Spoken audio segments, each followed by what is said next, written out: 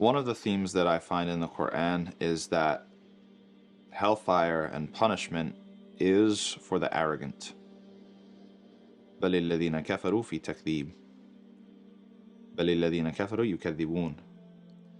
Right? And so there's kind of a degree of responsibility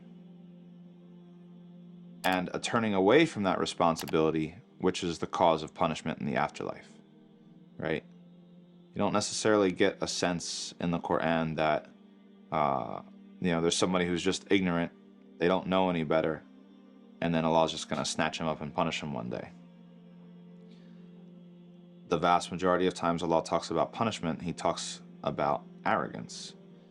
And there's a difference between somebody who doesn't understand and someone who doesn't want to understand.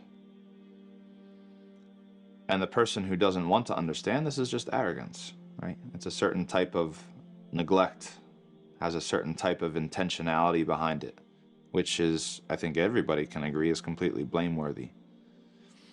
I usually compare it to, imagine if, you're walking down the street one day and then you come across a table full of your favorite food, completely set up, plates, silverware, glasses,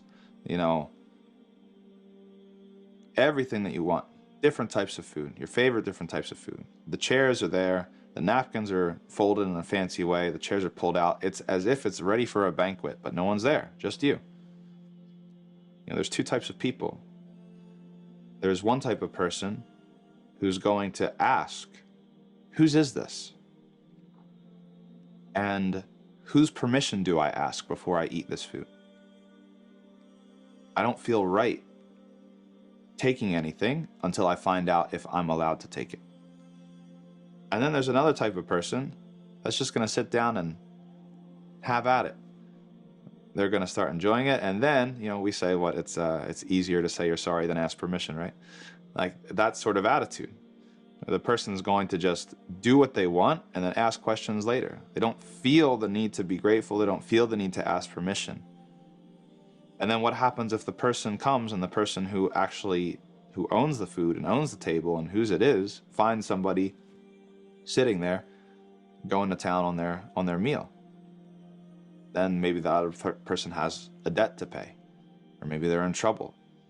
This is our life. We come into the world and we have all of these things: the earth, the moon, the sun, the stars, the trees, the flowers, the birds, all this beauty, all this abundance, all this amazing creation.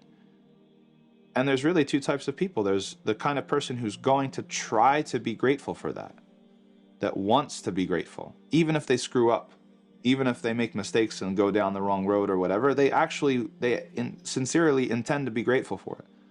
And then there's some people that just don't think that they have to be anything to be grateful for. And that's something that is based in arrogance.